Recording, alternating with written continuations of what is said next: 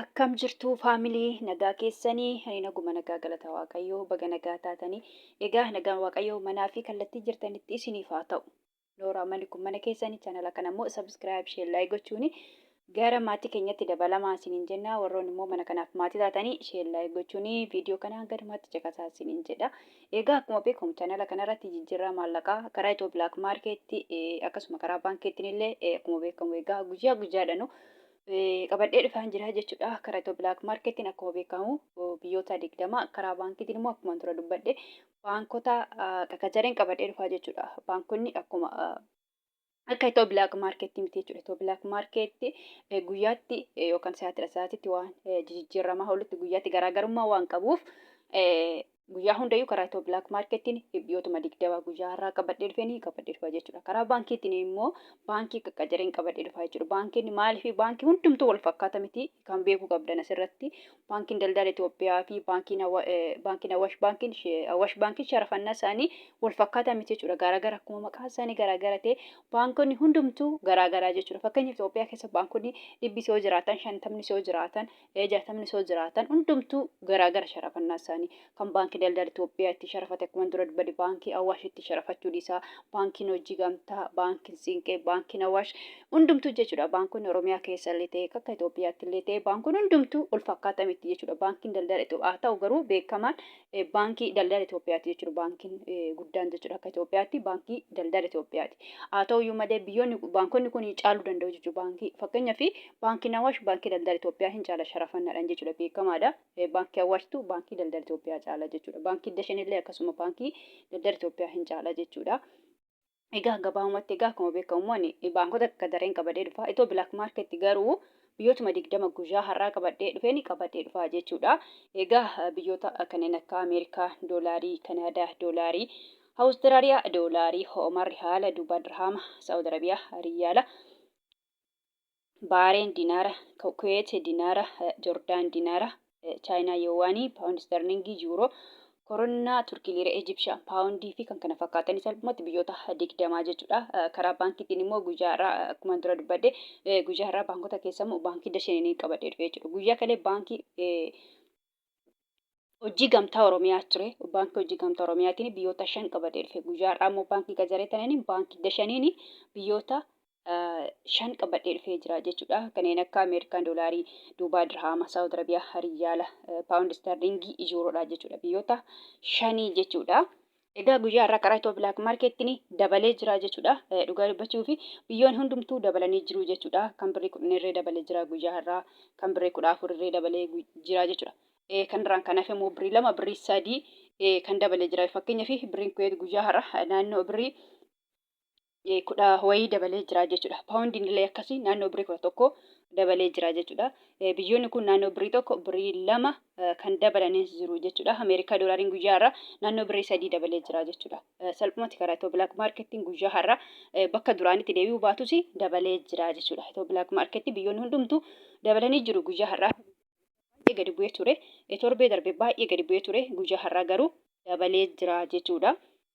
Amma guyyaa hundayyuu Ameerikaa doolaara irraa hin ka'a guyyaa har'aarra akkasuma Ameerikaa doolaara irraa hin ka'a jechuudha.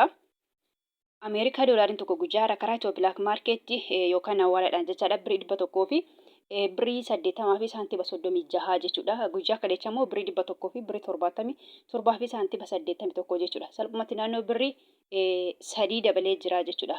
Ameerikaa doolaariin akkasuma immoo Ameerikaa doolaariin tokko jechaadha. Akkuma jedhe karaa baankii Dashanii jechaadha. Birrii 100 birrii 54 fi saantiba 97.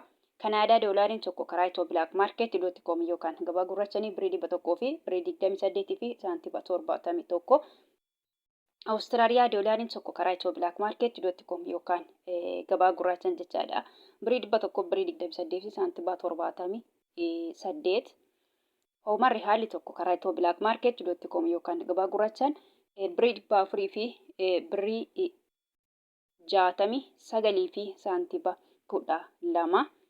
Kan itti aanu Duubaay dirhamiin tokko karaa Itoo Black Market yookaan gabaa gurraachaan jechaadha. Birrii 49 fi saantiba 12 jechuudha. Birriin Duubaay guyyaa har'aa naannoo birrii tokko dabalee jira jechuudha karaa Itoo Black Market yookaan gabaa gurraachaan jechaadha. Akkasuma immoo Duubaay dirhamiin tokko karaa baankii Dashaniin birrii 44 fi saantiba 94.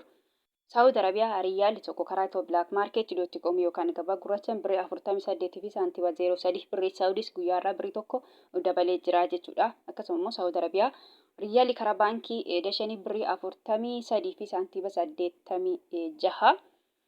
Bahareen Dinaarri tokko karaa Itoo Black Market .com gabaa gurraachaan jechaadha birrii 400 fi birrii 77 fi saantiba 94. Kuwait Dinaarri tokko karaa Itoo Black Market .com yookaan gabaa gurraachaan birrii 500 fi birrii 81 fi saantiba 10. Birriin Kuwait guyyaa har'aa naannoo birrii 10 dabalee jira jechuudha. Guyyaa kaleessa birrii 500 fi birrii 75 fi saantiba 12 ture jechuudha. Dabalee jira jechuudha. Naannoo birrii 10tti kan dhiyaatu dabalee jira jechuudha. Kan itti aanu Joordaan Dinaarri tokko karaa Itoo Black Market yookaan gabaa gurraachaan birrii 254 fi saantiba 43. Chaayinaa Yuwaanin tokko karaa Itoo Black Market yookaan gabaa gurraachaan birrii 26 fi saantiba 63. Kan itti aanu Paawundiidha. Paawundi Sterlingin tokko karaa Itoo Black Market yookaan gabaa gurraachaan birrii 200 fi birrii 42 fi saantiba 43. Birriin Paawundiin illee dabalee jira guyyaa irraa naannoo birrii 10 dabalee jira jechuudha. Akkasuma Paawundi Sterlingin tokko immoo karaa baankii dashaniin jechaadha birrii 200 fi birrii 10 fi saantiba 72. Yuuroon tokko karaa Itoo Black Market yookaan gabaa gurraachaan birrii 200 fi birrii 9 fi saantiba 67. Akkasuma immoo yuuroon tokko karaa baankii dashanii birrii 100 fi birrii 84 fi saantiba 10. Koronaan tokko karaa Itoo Black Market birrii 19 fi saantiba 30. Swiss Franc tokko karaa Itoo Black Market yookaan hawaaladhaan birrii 200 fi birrii 28 fi saantiba 34. Turkii Liireen tokko karaa Itoo Black Market .com yookaan gabaa gurraachaan birrii 3 fi saantiba 94. Israa'el Shekeliin tokko karaa Itoo Black Market birrii 62 fi saantiba 42. Kan itti aanu Egyptian Poundidha yookaan birrii Ijiptii tokko jechuudha. Karaa Itoo Black Market birrii 3 fi saantiba 47. Yemen Riyaalli tokko karaa Itoo Black Market .com yookaan gabaa gurraachaan 0 saantiba 75. Hindii Ruupiin tokko karaa Itoo Black Market birrii 1 fi saantiba 88.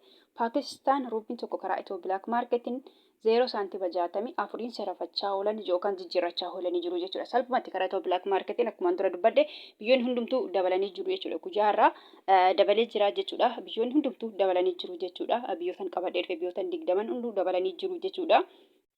Akkasuma immoo akkuma jedhe baankii immoo Qaqqajaree qabadhee dhufa guyyaa kaleessa akkuma dura dubbadde baankii hojii gamtaa Oromiyaatti guyyaa irraa immoo baankii Qaqqajareen baankii dashaniin biyyoota 5 jechaadha. Egaa kan biraa immoo kana jechuu barbaada. Warroonni Joordaan Beerut yookaan Limneen jirta fakkeenyaaf birriin biyya Joordaan Dinaara jedhama. Ijoolleen warroonni mana madaabii jirtan immoo birrii biyya sanii osoo hin taane doolaarii fudhattu jechuudha. Akkasuma Beerut yookaan Limneen birriin biyya Beerutii paawundii jedhama jechuudha. Paawundiin Beerutii immoo baay'ee xiqqoo akka birrii Paakistaan akka birrii Yemen baay'ee xiqqoo waan taateef birriin biyya sanii isinillee doolaarii fudhattu jechuudha. Doolaariin baay'eetu jira. Fakkeenyaaf Ameerikaa doolaarii, Kanaadaa doolaarii, Awustiraaliyaa doolaarii jedheen tanan jira. Ani maqaa isaanii hin garuu hedduutu jiru jechuudha. Salphumatti isin doolaarota keessa Ameerikaa doolaariidha jechuudha. Ameerikaa doolaariidhaan reeggattu jechuudha. Fakkeenyaaf guyyaa irraa karaa Itoo Black Market yoo ergattan birrii 100 fi birrii 80 fi saantiba 36 reeggattu jechuudha. Karaa Itoo Black Market yoo ergattan yookaan hawaaladhaan yoo ergattanii jechuudha. Immoo karaa baankiitti yoo ergattan akkuma jedhe immoo baankonni garaagaraa waan ta'eef guyyaa har'aa baankii dashaniin immoo yoo ergattanii birrii 100 birrii 54 fi saantiba 97 reeggattu jechuudha. Kanaan reeggattu malee akkuma dura dubbadde warroonni Joordaan jirtanii dinaara biyya sanii miti jechuudha. Warroonni immoo Beerut yookaan Limneen immoo paawundii biyya sanaa miti jechuudha. Paawundii waan baay'ee xiqqoo taateef jechaadha. Egaa gabaabumatti viidiyoon har'aa kana fakkaata. Viidiyoo birootti nan godhitti deebinutti nagaan naaf tura.